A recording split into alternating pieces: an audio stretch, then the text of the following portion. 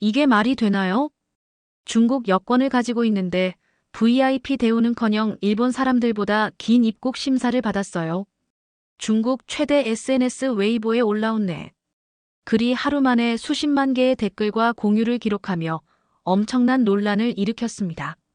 안녕하세요. 저는 상하이 출신으로 베이징 대학교 경제학과에 다니는 장희천이라고 합니다.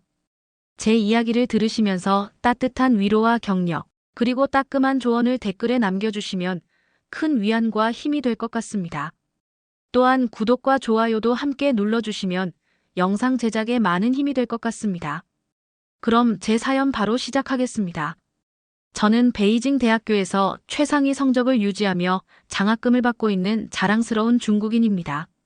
어렸을 때부터 부모님께 중화사상 교육을 철저히 받으며 자랐고 중국이 세계 최강대국이라는 자부심이 넘쳤습니다. 특히 한국 같은 작은 나라들은 결국 중국의 영향을 받아 발전했다고 믿어왔어요. 중국의 GDP는 한국의 10배가 넘고 인구는 27배, 국토 면적은 98배나 됩니다. 이런 숫자만 봐도 우리가 얼마나 큰 나라인지 알 수 있잖아요. 화웨이와 샤오미 같은 기업들이 삼성을 곧 이길 것이라 확신했고 한류도 결국 중국 문화에서 파생된 것이라고 생각했습니다. 제가 우리 중국을 사랑하는 만큼 한국에 대해서는 관심이 없었고 오히려 우리보다 작은 나라라고 무시하는 경향이 있었어요. 그런데 제 인생의 모든 관점을 바꾸게 된 사건이 발생했습니다.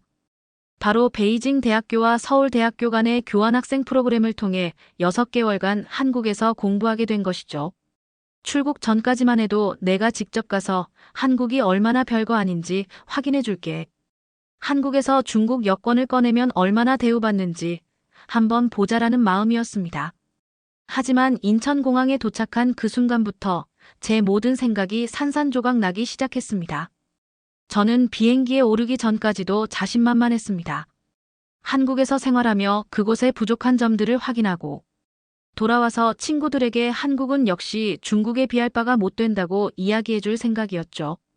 비행기 안에서도 다른 중국인 승객들과 대화하며 결국 한국도 중국 덕분에 여기까지 온 것이라는 이야기를 나눴어요. 한국에 도착하면 내가 중국 학생이라고 하면 다들 호의적으로 대할 거야. 우리 중국이 세계적으로 얼마나 큰 영향력을 끼치고 있는데. 저는 베이징 공항에서 출국 심사를 마치고 여권을 내밀며 한껏 자부심을 느꼈어요. 그런데 인천공항에 도착해서 입국 심사대에 제 여권을 내밀며 당당하게 중국 여권 소지자임을 밝혔을 때 예상과 달리 별다른 반응이 없었어요.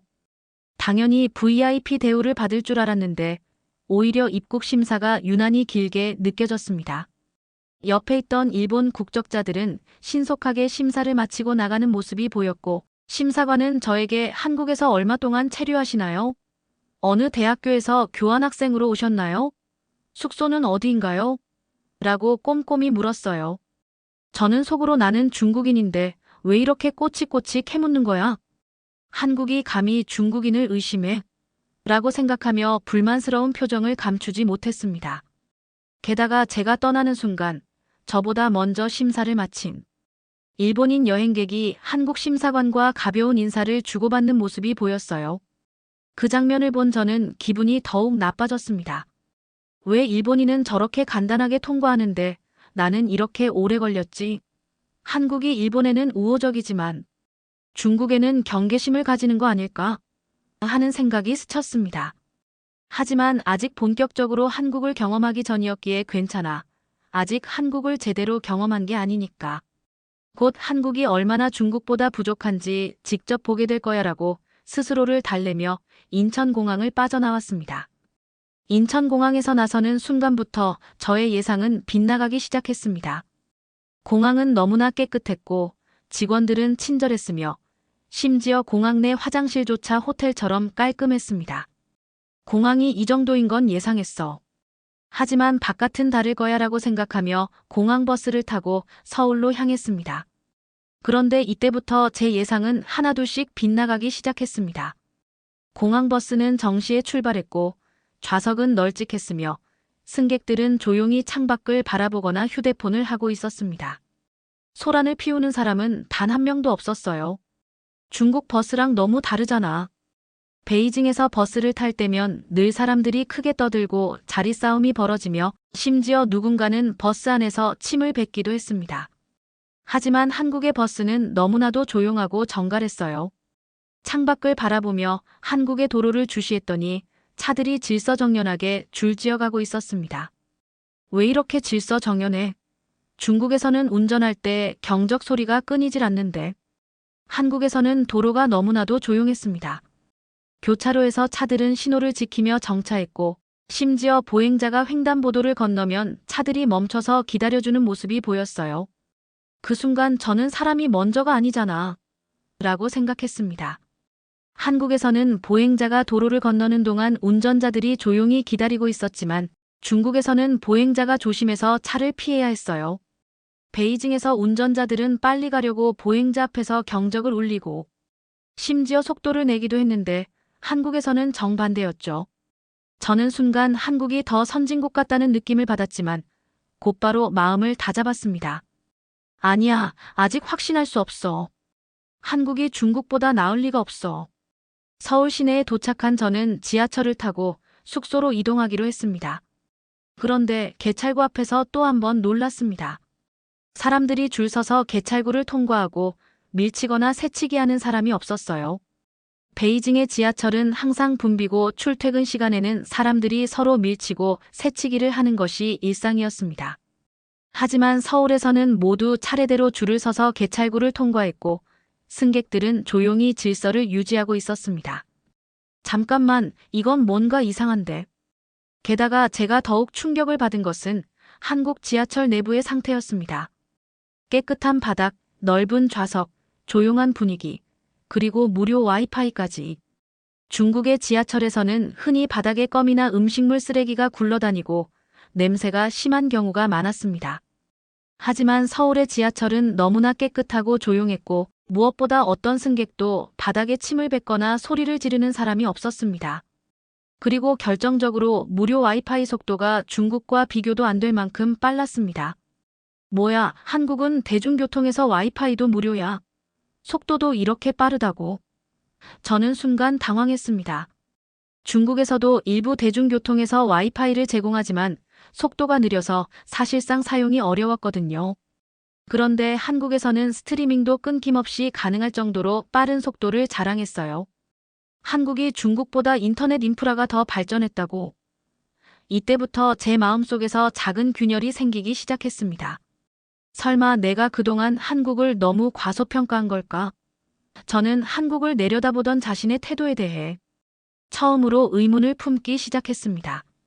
하지만 이것은 단지 시작일 뿐이었습니다. 제가 한국에서 더 많은 경험을 할수록 제가 믿어왔던 중국 우월주의는 점점 더 흔들리게 됩니다. 저는 불과 1시간 만에 너무 많은 충격을 받았습니다. 하지만 아직 한국이 중국보다 나을 리가 없다는 믿음을 완전히 버리지는 않았어요. 그래, 대중교통 시스템이 조금 더 잘 정돈된 건 인정할게. 하지만 일상적인 생활에서는 분명 중국이 더 앞설 거야. 저는 숙소에 도착해 짐을 풀고 필요한 물품을 인터넷으로 주문해 보기로 했습니다. 한국에서는 사람들이 쿠팡이란 플랫폼을 많이 사용한다고 해서 저도 한번 이용해 보기로 했죠. 그런데 생필품을 주문했는데 새벽 배송이라며 주문한 물건이 다음 날 아침에 도착한다고 했습니다. 중국에도 알리바바나 징동과 같은 온라인 쇼핑몰이 매우 발달해 있지만 보통 배송에는 최소 하루에서 길게는 일주일까지 걸립니다. 하지만 한국에서는 밤에 주문한 물건이 다음 날 새벽에 도착한다는 사실에 깜짝 놀랐습니다. 이건 좀 말이 안 되는데. 저는 반신반의하며 밤 11시에 생수와 라면, 간단한 생활용품을 주문했습니다. 그런데 다음 날 아침 7시에 문 앞에 이미 모든 물품이 도착해 있었습니다. 택배가 이렇게 빨리 온다고. 그리고 이게 도대체 언제 도착한 거야? 더욱 놀라운 건 택배 박스가 깔끔하고 상처 하나 없이 그대로 도착했다는 점이었습니다. 중국에서는 택배를 받으면 박스가 찌그러지거나 물건이 손상된 경우가 많았는데 한국에서 받은 택배는 마치 고급 선물처럼 깔끔했습니다. 저는 순간 중국보다 한국의 물류 시스템이 더 효율적인 게 아닐까 하는 생각이 들었지만 마음속 깊이 아니야. 그래도 중국이 더 우월해라고 스스로를 설득하고 있었죠. 그러나 그 믿음은 곧 완전히 무너지게 됩니다. 저는 근처 편의점에 가보기로 했습니다. 사실 중국에도 편의점이 많지만 서비스 수준이 천차만별이라 이용할 때마다 불편한 점이 많았어요. 한국 편의점이라고 다를 게 있겠어. 저는 대수롭지 않게 생각하며 편의점 문을 열었습니다. 하지만 들어서는 순간 또 한 번의 문화 충격을 받았습니다. 모든 제품이 가지런히 정리된 매장, 깔끔하고 쾌적한 환경, 그리고 전혀 나지 않는 불쾌한 냄새. 점원의 친절한 인사와 서비스까지, 특히 계산할 때 점원이 미소를 지으며 인사하는 모습에 저는 당황했습니다. 안녕하세요. 결제 도와드릴게요.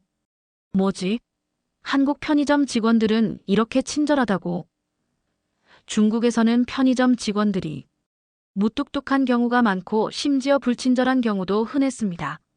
하지만 한국에서는 직원이 먼저 인사를 하고 계산 후에도 감사합니다라고 친절하게 인사하는 것이 너무나도 자연스러웠습니다. 게다가 편의점에서 커피, 라면, 김밥 같은 간단한 음식까지 즐길 수 있는 공간이 마련되어 있었어요. 저는 편의점에서 즉석 라면을 먹어보기로 했습니다. 그런데 그때 또 하나의 놀라운 사실을 발견했습니다.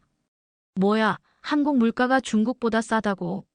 저는 깜짝 놀라며 한 번 더 계산을 확인했습니다. 중국에서는 편의점에서 컵라면 하나를 사도 꽤 비싼 편이었어요. 하지만 한국에서는 오히려 컵라면, 삼각김밥, 음료 가격이 훨씬 저렴했습니다. 아니, 중국이 GDP가 더 높고 경제 규모도 훨씬 큰데 왜 한국에서 더 싸게 물건을 살 수 있는 거야? 제 머릿속이 복잡해지기 시작했습니다. 뭔가 이상해. 내가 알던 한국이 아닌데. 이제 한국에서의 생활이 시작된 지 단 하루밖에 지나지 않았는데도 제가 지금까지 믿고 있던 중국이 한국보다 모든 면에서 앞서 있다는 믿음이 점점 흔들리기 시작했습니다. 하지만 아직 저는 모든 것을 인정할 수 없었어요. 그래도 한국이 중국보다 더 좋을 리가 없어. 아직 내가 제대로 경험하지 않아서 그런 거야. 저는 이렇게 자기 합리화를 하며 한국에서의 생활을 이어가기로 했습니다. 사실 저는 단순한 대학생이 아니었습니다. 저는 중국 최고 명문대 중 하나인 베이징대에 다니는 엘리트였고, 베이징대에 입학하려면 중국 내에서도 상위 0.1%의 성적을 기록해야 하며 집안의 배경 또한 상당히 중요합니다. 제 부모님 역시 상하이의 고위 공무원 출신으로 정치적으로도 강한 영향력을 가진 집안이었습니다. 이런 배경 덕분에 저는 중국 내에서도 상류층에 속했고 자연스럽게 중국이 세계의 최고라는 자부심을 가지고 자랐습니다. 베이징은 세계 최고의 도시야. 한국 같은 작은 나라의 수도인 서울과 비교될 수 없지. 실제로 베이징은 정치, 경제, 문화의 중심지로 거대한 도시이며 저는 이곳에서 전 세계의 인재들과 경쟁하며 성장한 인물이었습니다. 저는 한국 학생들은 베이징대 학생들과 비교하면 한참 뒤처질 것이라고 믿었습니다. 하지만 한국에서 생활하면서 저의 이러한 믿음도 하나둘씩 흔들리기 시작했습니다. 저는 학생 생활을 시작하며 한국 대학생들의 생활 방식을 직접 경험하기 시작했습니다. 가장 먼저 놀란 것은 대학 캠퍼스 내 분위기였습니다. 중국 대학은 엄격한 규율과 강한 국가 통제를 받습니다. 기숙사 생활도 엄격한 관리하에 이루어지며 심지어 기숙사 통금 시간도 있습니다. 하지만 한국 대학에서는 학생들이 훨씬 자유롭게 생활하고 있었습니다. 뭐야, 여기 대학생들은 정말 자유롭게 생활하네. 제가 다닌 베이징대에서는 학생들이 매일 아침부터 밤까지 치열하게 경쟁하며 공부합니다. 경쟁에서 밀리면 취업이 어려워지기 때문에 친구보다는 경쟁자로 보는 경우가 많았습니다. 게다가 인터넷 검열로 인해 자유롭게 정보를 검색하는 것도 어려웠죠. 반면 한국 대학에서는 자유로운 토론 문화가 활성화되어 있었고 학생들이 교수에게 직접 질문하거나 의견을 주고받는 것이 자연스러웠습니다. 중국에서는 교수의 의견에 반박하는 것이 쉽지 않았지만 한국에서는 학생들이 자신의 의견을 당당하게 이야기하는 모습이 보였습니다. 중국에서는 교수님 말에 반박하는 게 거의 불가능한데 여기선 학생들이 교수님과 토론을 하네. 또한 한국 대학에서는 동아리 활동, 스터디 모임, 창업 동아리 등이 활발하게 운영되고 있었으며 학생들이 다양한 경험을 쌓고 있었습니다. 중국에서는 주로 공산당 청년단이나 학생회 같은 공식적인 조직이 주도하는 활동들이 많았고 자율적인 동아리 활동에는 제약이 많았습니다. 하지만 한국에서는 학생들이 자유롭게 원하는 동아리를 만들고 활동할 수 있었습니다. 캠퍼스 내에서는 다양한 포스터와 현수막들이 걸려 있었고 공연이나 세미나, 전시회 같은 문화활동도 활발했습니다. 베이징대에서는 상상도 할 수 없는 풍경이었죠. 여기 학생들은 공부만 하는 게 아니라 다양한 경험을 통해 성장하는구나. 저는 한국대학 도서관에 가서 또 한 번 놀랐습니다. 한국 대학생들도 밤늦게까지 공부하는 모습은 중국과 비슷했지만 공부하는 방식이 완전히 달랐습니다.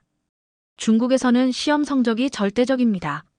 모든 것이 시험 점수로 평가되며 학생들은 시험에서 고득점을 받기 위해 무조건 암기 중심의 공부를 합니다. 반면 한국 대학 학생들은 팀 프로젝트, 프레젠테이션, 토론 등을 통해 실용적인 공부를 더 중시하고 있었습니다. 단순 암기가 아닌 논리적으로 설명하고 이해하는 과정이 중요하게 여겨졌습니다. 이런 방식의 공부가 훨씬 재미있고 유익한데 저는 생활하면서 교육 방식부터 한국이 더 실용적이고 앞서 있는 게 아닐까 하는 생각을 처음 하게 되었습니다. 서울과 베이징의 차이도 직접 체감할 수 있었습니다. 베이징은 중국의 수도답게 엄청나게 넓고 화려한 건물들이 많습니다. 하지만 대기 오염이 심하고 교통체증이 심각하며 인터넷 검열로 인해 불편한 점이 많습니다. 무엇보다도 대학생들이 마음 편히 쉴 수 있는 공간이 부족하고 커피 한 잔을 마시려고 해도 카페에 자리가 없는 경우가 많았습니다. 서울은 베이징보다 작은 도시지만 대중교통이 훨씬 편리하고 생활 인프라가 대학생들에게 최적화되어 있었습니다. 대학 근처에 앉아서 공부할 수 있는 카페와 도서관이 많고 인터넷 속도도 빠르며 물가도 상대적으로 합리적이었습니다. 공기질이 훨씬 깨끗하고 밤에도 안전하게 돌아다닐 수 있는 환경이었습니다. 이렇게 편리하고 깨끗한 곳에서 대학 생활을 하면 훨씬 더 효율적으로 공부할 수 있겠는데 저는 처음으로 베이징보다 서울이 더 살기 좋은 도시일 수도 있다는 생각을 하게 되었습니다. 설마 한국이 더 좋은 나라일 수도 있어? 한국에서 단 며칠 동안 대학생으로 생활하면서 제가 생각했던 중국이 무조건 한국보다 우월하다는 믿음이 조금씩 흔들리기 시작했습니다. 대중교통은 한국이 훨씬 편리하고 질서정연하다. 편의점과 생활 인프라가 잘 정리되어 있고 대학생이 생활하기 편리하다. 대학 교육 방식이 훨씬 창의적이고 실용적이다. 서울은 베이징보다 공기가 깨끗하고 생활 환경이 좋다. 잠깐만, 이건 내가 예상했던 것과 너무 다른데. 저는 한국을 무시하며 왔지만 현실은 제가 상상했던 것과는 전혀 달랐습니다. 그러나 아직 저는 완전히 인정할 준비가 되어 있지 않았습니다. 그래도 한국이 중국보다 더 좋을 리가 없어. 아직 내가 더 많은 걸 경험해봐야 해. 어느 날 저는 공부를 하다가 지갑을 두고 나온 것을 깨달았습니다. 아, 망했다. 중국에서는 지갑을 잃어버리면 절대 다시 찾을 수 없는데 베이징에서도 비슷한 경험이 있었던 저는 경찰에 신고해도 찾을 가능성이 거의 없다는 것을 알고 있었습니다. 보통 누군가 가져가 버리면 끝이었고 돌려주는 경우는 극히 드물었죠. 하지만 혹시나 하는 마음에 다시 카페로 돌아가 보기로 했습니다. 그리고 제가 문을 열고 들어서자 점원이 저를 알아보고 먼저 말을 걸었습니다. 아, 혹시 이거 손님 지갑 아닌가요? 카운터에는 제 지갑이 그대로 놓여 있었고 안에 현금과 카드도 전혀 손대지 않은 상태였습니다. 뭐야, 이게 가능해? 저는 믿을 수 없다는 듯 지갑을 열어보았습니다. 그 어떤 것도 빠져있지 않았고 점원은 제가 다시 돌아올 거라고 믿고 지갑을 보관하고 있었습니다. 이때 저는 처음으로 한국 사람들은 생각보다 훨씬 정직하고 믿을 수 있는 사람들이 아닐까 하는 생각을 하게 됩니다. 중국에서 이런 일이 벌어질 확률은 거의 없는데 저는 이 사건을 중국 친구들에게 이야기했지만 중국 친구들은 오히려 제 말을 믿지 않았습니다. 설마 한국에서도 누군가 가져갔을 거야. 운이 좋았겠지. 진짜로 지갑이 그대로 있었다고. 말도 안 돼. 하지만 이것은 단순한 우연이 아니었습니다. 저는 이후에도 여러 번 사람들이 남의 물건을 가져가지 않고 오히려 돌려주는 장면을 목격하게 됩니다. 예를 들어 편의점에서 어떤 사람이 휴대폰을 놓고 가면 점원이 바로 손님, 핸드폰 두고 가셨어요. 하고 소리치는 모습을 보았습니다. 지하철에서도 누군가 물건을 놓고 내리면 다른 승객이 역무원에게 맡기는 것을 보았고, 길에서도 지갑이나 휴대폰을 발견하면 가까운 경찰서나 분실물센터에 맡기는 문화가 자연스럽게 자리 잡고 있었습니다. 저는 점점 한국 사회의 정직함과 시민의식을 직접 체감하기 시작했습니다. 설마 한국이 중국보다 시민의식이 더 높은 나라일 수도 있어. 중국은 오랜 역사와 전통을 가진 나라로 공자의 가르침과 유교 사상을 토대로 도덕과 윤리를 중시하는 문화를 가지고 있습니다. 그럼에도 불구하고 현대 중국에서는 불신과 사기가 만연해 있으며 무엇이든 돈으로 해결하려는 풍조가 심각합니다.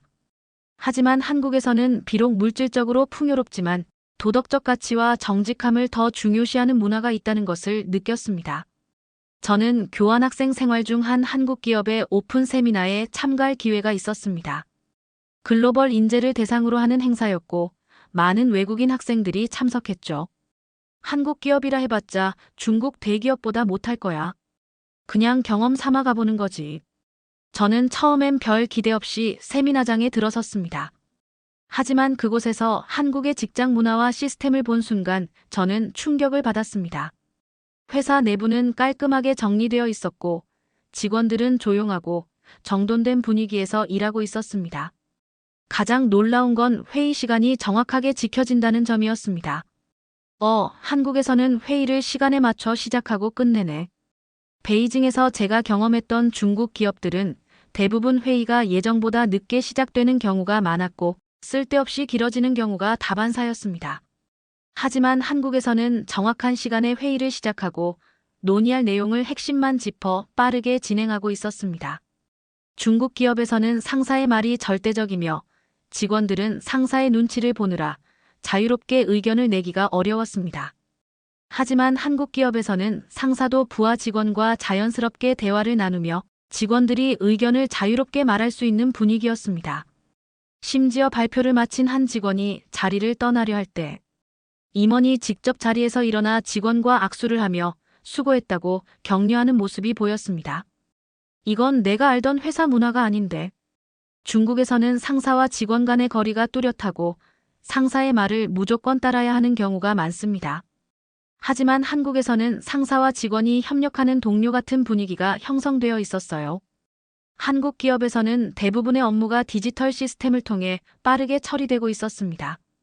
직원들은 불필요한 종이 문서를 거의 사용하지 않았고 모든 것이 온라인으로 정리되어 있었습니다. 업무 효율성을 극대화하기 위한 다양한 소프트웨어와 시스템이 도입되어 있었고 직원들은 이를 능숙하게 활용하고 있었습니다. 중국 기업들도 디지털화를 추진하고 있지만 여전히 많은 기업에서는 종이 서류와 도장 문화가 강하게 남아 있었습니다. 뭐야, 한국이 이렇게 업무 효율이 높은 나라였다고. 저는 경험을 통해 한국 기업 문화가 중국보다 더 체계적이고 현대적인 방식으로 운영되고 있다는 사실을 깨닫기 시작했습니다. 중국이 한국보다 경제 규모는 크지만 기업 문화에서는 우리가 뒤처진 게 아닐까. 저는 한국의 직장 문화를 경험하고 나서야 한국이 결코 작은 나라가 아니며 오히려 많은 부분에서 앞서 있다는 사실을 인정할 수밖에 없었습니다. 하지만 이것은 제가 받은 충격의 시작일 뿐이었습니다. 저는 계속해서 놀라는 경험을 하게 되었습니다. 그 중에서도 한국의 서비스 문화를 직접 체험한 순간 제 인식이 완전히 뒤집어졌습니다. 어느 날 친구들과 함께 한 식당에 갔습니다. 중국에서도 고급 레스토랑에 가면 좋은 서비스를 받을 수 있지만 일반 식당에서는 서비스 품질이 들쑥날쑥합니다. 한국이라고 별 다르겠어. 저는 그렇게 생각하며 음식을 주문했습니다. 그런데 저는 처음부터 믿기 어려운 광경을 보게 됩니다. 우선 테이블에 다양한 반찬들이 무료로 제공되었습니다. 저는 이 많은 반찬에 대해 추가 비용이 있을 거라 생각했습니다. 그런데 한국 친구가 자연스럽게 말했습니다. 반찬은 리필해달라고 하면 돼.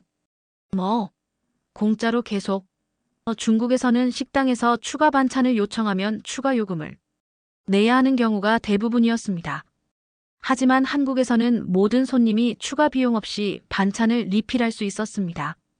한국은 작은 나라라 자원이 부족할 줄 알았는데 이렇게 음식을 넉넉하게 제공한다고.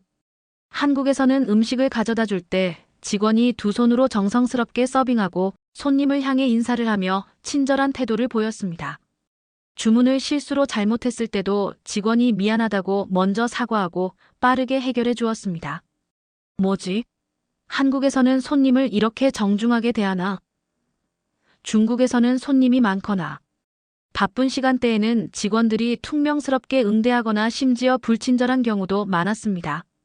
하지만 한국에서는 직원들이 손님에게 존중을 표하며 서비스 정신이 몸에 배어 있었습니다. 저는 식사를 마치고 계산을 하러 갔을 때 직원이 밝은 미소와 함께 감사합니다. 좋은 하루 보내세요 라고 인사를 했습니다. 저는 순간 어색한 기분이 들었습니다. 아니, 그냥 돈 내고 가는 건데 나한테 이렇게까지 친절하게 인사를 한다고. 저는 이 순간 한국의 서비스 문화가 단순한 기술적인 친절이 아니라 고객을 존중하는 기본 태도에서 나온 것이라는 걸 깨달았습니다. 한국은 그냥 경제적으로 발전한 나라가 아니라 국민들의 기본적인 태도와 문화가 훨씬 성숙한 나라였던 거야. 또 다른 놀라운 경험은 한국의 기술력이었습니다. 어느 날 한국인 친구의 집에 초대받아 갔을 때 그곳의 스마트홈 시스템에 깜짝 놀랐습니다. 음성 명령만으로 집안의 모든 전자기기를 제어할 수 있었고 외출 시에도 스마트폰으로 가전제품과 보안 시스템을 확인하고 조작할 수 있었습니다. 이런 첨단 기술이 일반 가정에 이미 보급되어 있다고. 중국에서도 알리바바나 샤오미 같은 기업이 스마트홈 제품을 출시하고 있지만 아직 많은 가정에서는 제한적으로만 사용되고 있었습니다. 하지만 한국에서는 이미 일상생활에 깊숙이 자리 잡고 있었습니다. 한국의 인터넷 속도는 세계 최고 수준이라는 것도 직접 체감했습니다. 중국에서는 해외 사이트 접속이 제한되거나 속도가 느린 경우가 많았지만 한국에서는 어디서든 초고속 인터넷을 사용할 수 있었습니다. 심지어 지하철이나 버스 같은 대중교통에서도 끊김없는 인터넷 서비스가 제공되었습니다. 중국이 기술 강국이라고 자부하는데 실제 사용자 경험 측면에서는 한국이 더 앞서 있는 것 같아. 한국 대학의 연구시설도 인상적이었습니다.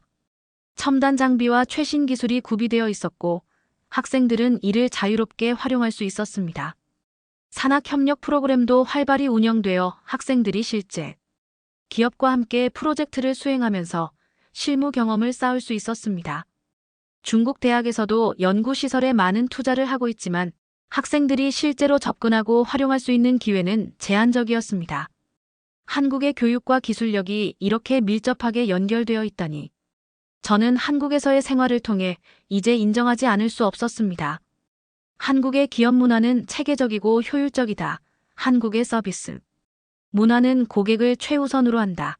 한국의 기술력은 일상생활에 깊숙이 통합되어 있다. 한국의 사회 시스템은 중국보다 더 발전되어 있다. 내가 지금까지 한국을 너무 과소평가하고 있었던 건 아닐까? 저는 한국에서의 경험을 SNS에 공유하기 시작했습니다. 그리고 중국 SNS인 웨이보의 제 글로 인해 엄청난 논란에 휩싸이게 됩니다. 한국의 대중교통은 중국보다 훨씬 깨끗하고 정시에 운행돼요. 지하철에서는 무료 와이파이가 빵빵하게 터지고 사람들은 질서를 지키며 조용히 이용합니다. 이런 제 글에 중국 친구들은 처음에는 반신반의했습니다. 너 혹시 한국에 세뇌당한 거 아니야? 그냥 서울 한정으로 그런 거겠지. 중국은 너무 넓으니까 비교하면 안 돼. 하지만 제가 계속해서 한국의 다양한 모습을 사진과 함께 올리자 점점 더 많은 사람들이 관심을 보이기 시작했습니다. 특히 한국의 디지털 기술력에 대한 제 경험담이 중국 네티즌들 사이에서 큰 화제가 되었습니다. 한국에서는 거의 모든 것이 디지털화되어 있어요. 은행 업무부터 공공 서비스까지 대부분의 일을 스마트폰으로 처리할 수 있고 심지어 작은 노점상에서도 QR코드 결제가 가능합니다. 중국도 모바일 결제 시스템이 발달했지만 한국의 디지털 통합 수준은 더 체계적이고 안정적이라는 점을 강조했습니다. 중국의 알리페이나 위챗페이도 편리하지만 한국의 시스템은 더 안정적이고 보안이 철저해요. 개인정보 보호에 대한 인식도 훨씬 높고요.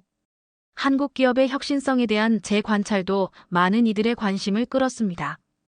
한국 기업들은 단순히 다른 나라의 기술을 모방하는 것이 아니라 자체적인 연구개발에 엄청난 투자를 하고 있어요.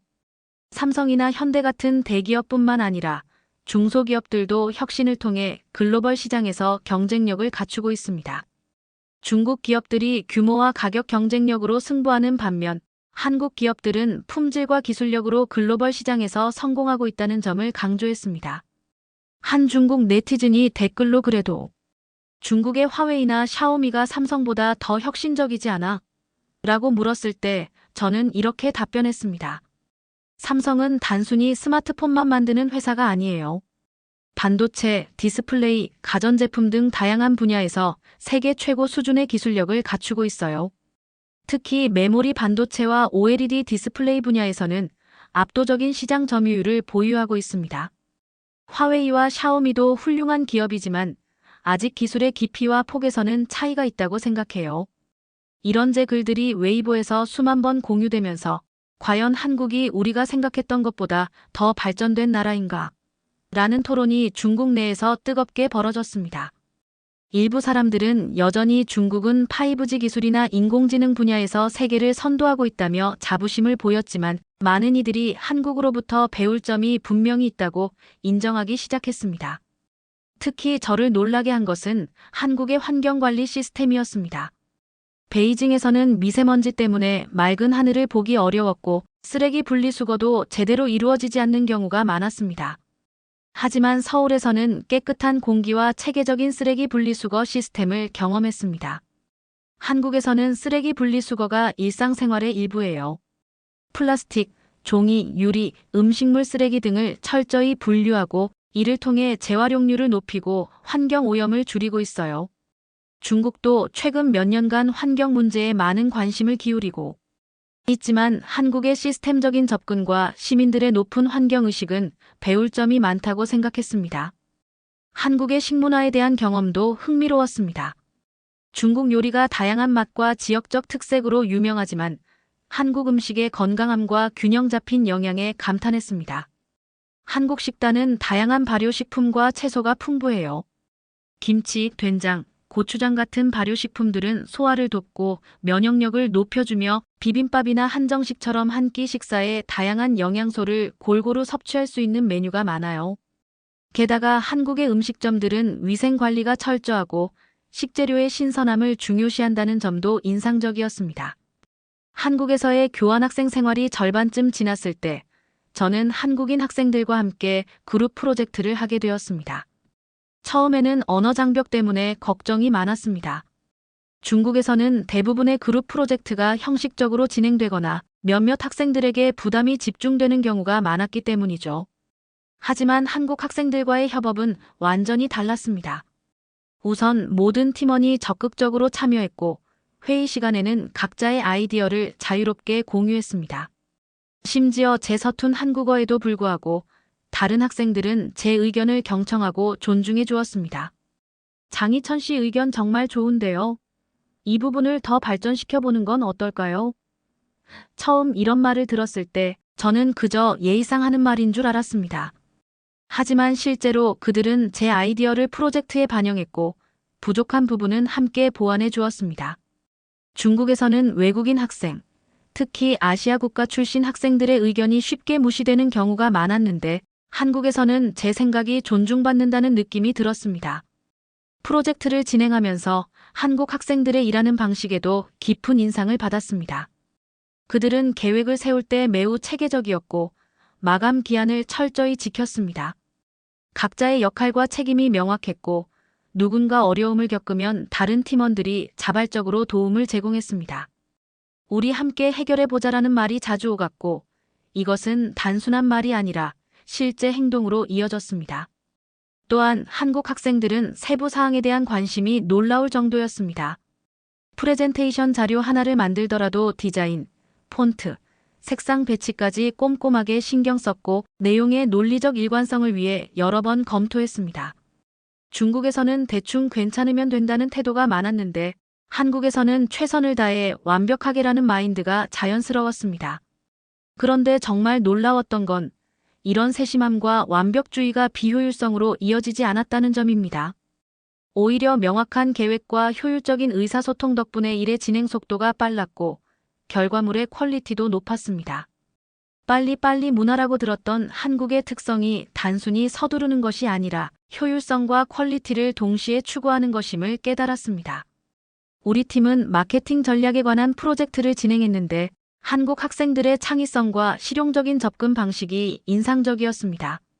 그들은 단순히 교과서적인 이론을 적용하는 것이 아니라 실제 소비자의 니즈와 시장 트렌드를 철저히 분석했습니다. 소비자 조사를 위해 직접 거리에 나가 인터뷰를 진행하고 SNS 데이터를 수집해 분석하는 등 실질적인 데이터에 기반한 전략을 수립했습니다. 프로젝트 발표 당일, 우리 팀은 교수님으로부터 최고 점수를 받았습니다. 이 팀의 접근 방식은 매우 혁신적이면서도 실용적입니다. 특히 다양한 문화적 관점을 융합한 마케팅 전략이 인상적이네요. 교수님의 이 말을 들었을 때 저는 처음으로 제가 한국팀에 정말 기여했다는 자부심을 느꼈습니다. 이 경험을 통해 저는 한국의 교육 시스템이 단순히 지식 전달에 그치지 않고 협업 능력, 창의성, 문제 해결 능력 등 실제 사회에서 필요한 역량을 키우는데 초점을 맞추고 있다는 것을 깨달았습니다. 베이징대가 세계적인 대학임에도 불구하고 한국의 교육 방식에서 배울 점이 많다고 생각했습니다. 저는 이 프로젝트 경험을 웨이보에 올렸고 많은 중국 학생들이 관심을 보였습니다. 중국 대학에서도 이런 실용적인 교육 방식을 도입했으면 좋겠다. 한국 학생들의 협업 방식이 정말 효율적인 것 같다는 댓글이 달렸습니다. 물론 그건 내가 운이 좋아서 좋은 팀원들을 만난 거야라는 회의적인 반응도 있었지만 대부분은 한국의 실용적이고 효율적인 교육 방식에 호기심을 보였습니다. 한국에서의 생활이 3개월째 접어들면서 저는 아프게 되었습니다. 처음에는 가벼운 감기라고 생각했는데 열이 계속 내리지 않고 목의 통증이 심해졌습니다. 중국에서라면 저는 아마도 무시하고 견뎠을 것입니다. 중국의 병원은 너무 복잡하고 대기 시간이 길며 의사들이 환자 한 명당 할애하는 시간이 너무 짧기 때문이죠. 하지만 한국인 친구가 걱정하며 병원에 가보라고 권했고 심지어 자신이 직접 동행해 주겠다고 했습니다. 저는 반신반의하는 마음으로 친구와 함께 대학 근처의 이비인후과를 찾았습니다. 접수 과정부터 놀라웠습니다.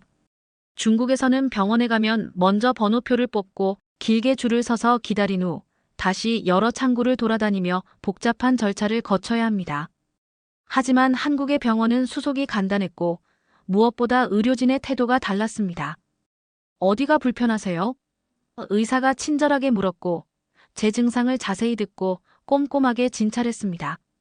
중국에서는 의사가 환자 한 명당 평균 3분 정도만 시간을 할애하는데 이 한국 의사는 거의 10분 넘게 저와 대화하며 상태를 확인했습니다. 게다가 외국인인 저를 위해 천천히 알아듣기 쉽게 설명해 주었습니다. 진단 결과는 급성 인두염이었습니다. 의사는 처방전을 작성하면서 약의 종류와 복용법을 자세히 설명해 주었고 약국에서도 약사가 다시 한번 약 복용법과 주의사항을 알려주었습니다. 식사 후에 드세요.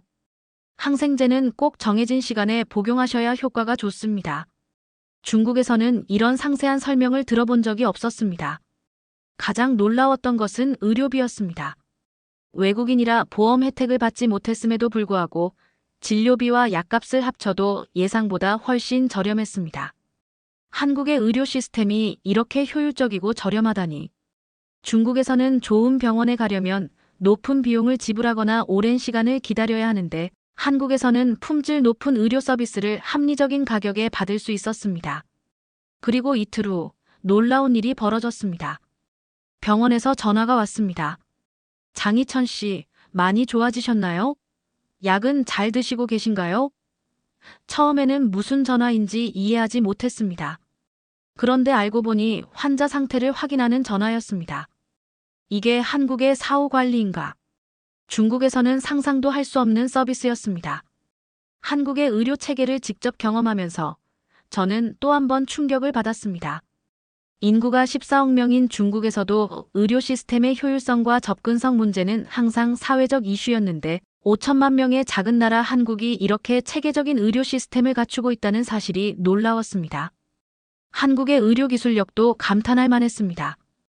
대학 내 의학부 친구들과 대화하면서 한국이 의료 로봇, 원격 의료, 디지털 헬스케어 등 첨단 의료기술 분야에서 세계적인 수준을 갖추고 있다는 사실을 알게 되었습니다. 특히 암 치료와 미용 성형 분야에서는 세계 최고 수준이라는 이야기를 들었습니다. 중국도 의료기술에 많은 투자를 하고 있지만 아직 한국만큼 체계적이고 접근성이 높지는 않아요. 제가 이런 생각을 웨이보에 올렸을 때 많은 중국인들이 공감했습니다. 특히 대도시가 아닌 지방에 사는 사람들은 더욱 강하게 동의했습니다. 베이징이나 상하이가 아니면 좋은 의료 서비스를 받기 어려워요. 의사 한 명이 하루에 100명 넘는 환자를 보는 상황에서 어떻게 제대로 된 진료를 기대할 수 있겠어요? 한국의 의료 시스템을 경험한 후 저는 중국이 의료 분야에서 한국으로부터 배울 점이 많다고 생각했습니다. 단순히 첨단 장비를 도입하는 것이 아니라 환자 중심의 서비스 문화, 효율적인 시스템 관리, 그리고 의료 서비스의 균등한 접근성 등에서 말이죠. 또한 놀라웠던 것은 한국 기업들의 빠른 의사결정 과정이었습니다.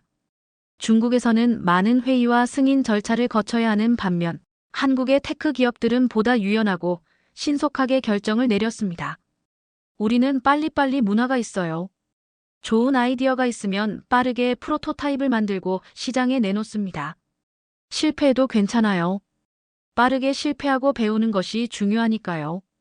이런 실패를 두려워하지 않는 문화가 한국의 기술 혁신을 이끌어가는 원동력이라는 생각이 들었습니다.